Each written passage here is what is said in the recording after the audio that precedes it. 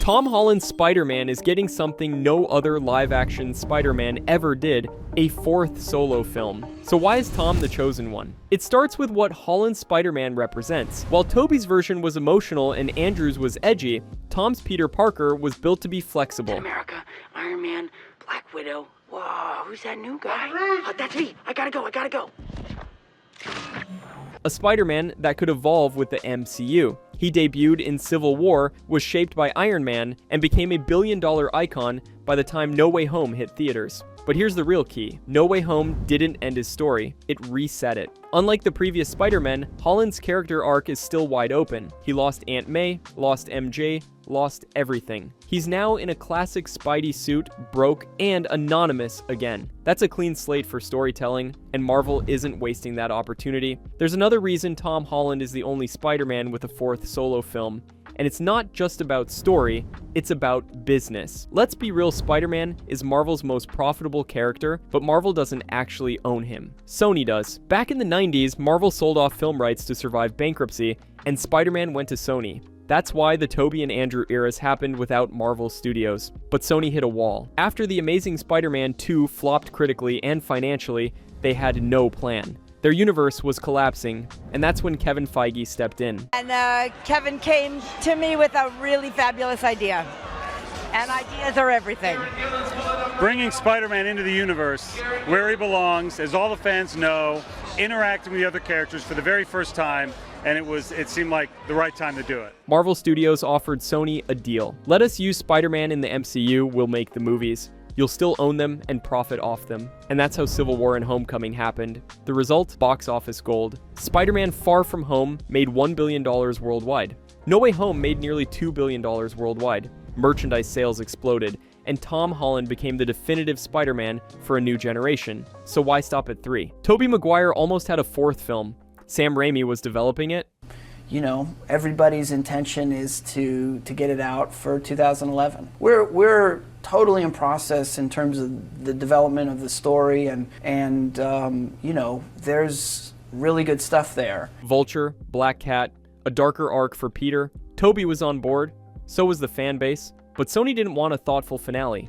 They wanted another blockbuster fast. Raimi walked, the movie died, the reboot was greenlit the same year. Tobey didn't lose the role because he aged out. He lost it because the studio lost patience. Marvel gave Holland what Sony never gave Tobey: creative breathing room. Then came Andrew Garfield, grittier, wittier, and set up for long-term plans. Andrew Garfield loved being Spider-Man, and it showed. But Sony rushed The Amazing Spider-Man 2 to set up a franchise, not tell a story. Sinister Six teasers, weird Oscorp secrets, forced romance arcs. The heart got buried under corporate ambition. And to serve this incredible character that I've been dressing as since I was 3. Yeah. And then it gets compromised, and it breaks my heart. Yeah, I got heartbroken that. a little bit to a certain degree. In a move that shocked the industry, Sony gave up full creative control, handing Spider-Man to Marvel.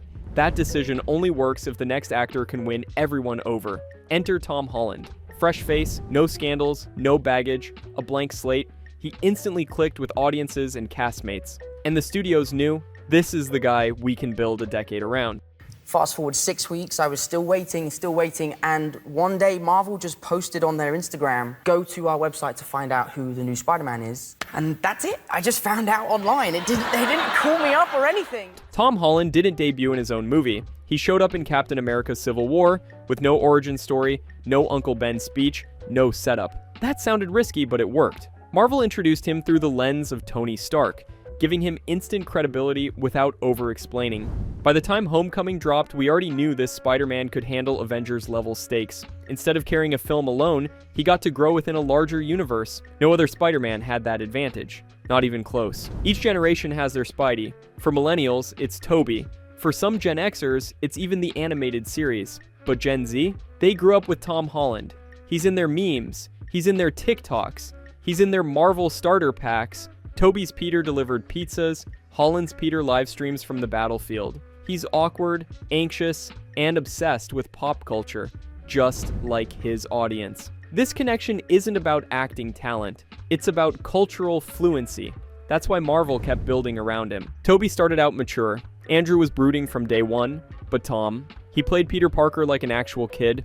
nervous, overwhelmed, full of wonder. And Marvel let us watch him grow. Over 5 films, we saw him lose a mentor, a home, his identity, and finally, everyone he loves. Back in 2019, Sony and Marvel publicly split. Negotiations fell apart, and it looked like Spider-Man was out of the MCU for good. Most actors would have been sidelined. Holland didn't wait. He personally called Disney's Bob Iger to push for a fix, and it worked. Sony and Marvel got back to the table. The deal was salvage.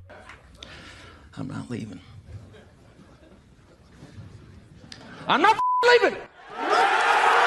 That kind of influence, it's unheard of from an actor in his early 20s. It proved Holland wasn't just a piece on the board, he was playing the game. Tom Holland literally saved Spider-Man's place in the MCU. Let's go back to No Way Home for a second. That movie wasn't just a fan service event, it was a send-off, a spiritual goodbye. Tobey's Peter got to meet a younger version of himself who reminded him what responsibility really means. He stopped someone from making the same mistake he once did, saving Norman Osborn's life in a way he couldn't before. And that back injury joke, that was a wink to the years we missed. The hardships, the aging, the cost of the suit. He's still Spider-Man, just a wiser one. That's good. That was it. Wow. That's good. That was closure. Andrew Garfield's Peter got maybe the most emotional redemption of all. He saved MJ, a moment that he couldn't do for Gwen. The way he broke down after that catch wasn't just acting, that was a character healing. It gave his version of Spider-Man a sense of peace he'd never had. So what reason would there be to drag them into another full solo movie? No Way Home was their Spider-Man 4, their TASM 3. It just didn't need the title. But Tom's Peter Parker was left with nothing. No friends, no Avengers, no help from Stark Industries, and no one who even remembers he exists. His ending wasn't closure, it was a reset. It was Marvel saying, we're finally going to show you the real Spider-Man now. The one who makes his own suit, pays rent, fights street-level villains, gets beat up, and goes home bleeding. The fact that No Way Home ended like that, on a quiet, snowy night in a crappy apartment with a sewing machine, proves everything. This is just the beginning for him. Tobey and Andrew waved goodbye. Tom is just opening the door. But to be honest, Tom Holland's been open. He doesn't want to play Spider-Man forever. He's talked about burnout, about starting a family, even stepping away from acting altogether. But here's the catch. Marvel offered him creative input. That means control. That means meaning.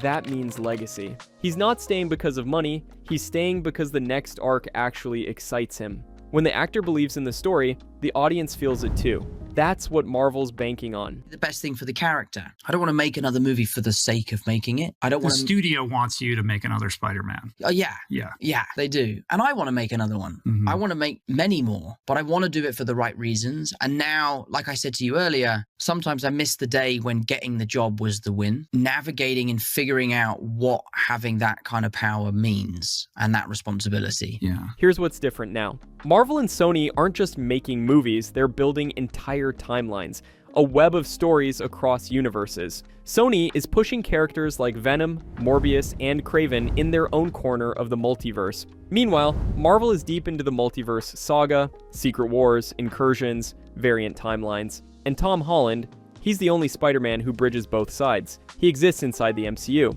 But thanks to No Way Home, he also has connections to Tobey, Andrew, and Sony's multiverse. That makes him the perfect centerpiece for everything that's coming, including Avengers Doomsday and Secret Wars. In fact, that's why Spider-Man Brand New Day isn't just Spider-Man 4. It's a strategic reset.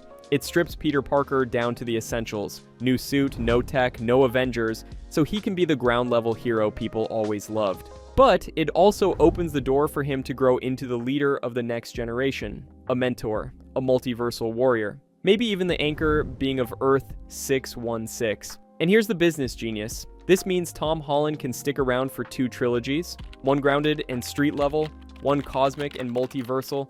That's something no Spider-Man actor has ever done. Right now, the MCU is divided. On one side, you have massive world-ending threats, Kang, incursions, Secret Wars, multiverse decay. On the other, you have the boots-on-the-ground stuff, Daredevil, Echo, Kingpin, Moon Knight, The Punisher, and now, Spider-Man. But Brand New Day is doing something wild. It's putting Spider-Man right in the middle of both. We already know this is going to be a street-level story. The tone, the grounded visuals, the homemade tech, everything screams a return to basics. Tom is broke, alone, unknown. This isn't Iron Boy Jr. anymore. This is Peter Parker struggling to pay rent while fighting mob bosses and weird animal-themed villains. But then you add in the new suit, raised webbing, symbiote tease, Doctor Doom post-credits rumor, and even the return of Hulk and Punisher. Suddenly, this isn't just a friendly neighborhood reboot, this is a multiversal pressure point disguised as a street-level movie. And this is exactly why it works. Because Tom Holland is the only Spider-Man who can sell both sides. He can cry on a rooftop alone and stand beside gods. He can fight Tombstone in the Bronx, then end up battling Doom in a collapsing timeline. That kind of range? It's why he's still here. Think about it.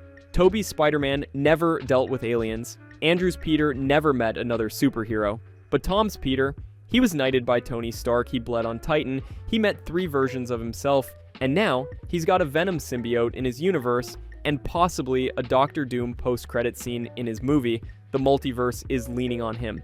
And yet, he still feels like the guy living down the hall, trying to keep his mask clean and fix his web shooters with duct tape. That balance is Marvel's secret weapon, and it's why Holland is the first and only Spider-Man with a 4th film. We're entering what fans have called the trilogy, and if you know comic history, this is where stories get real. This is where Stacy shows up, where Harry Osborn becomes a threat, where Peter makes devastating choices that across the rest of his life. The original trilogy with Tobey Maguire gave us the wide-eyed teen version.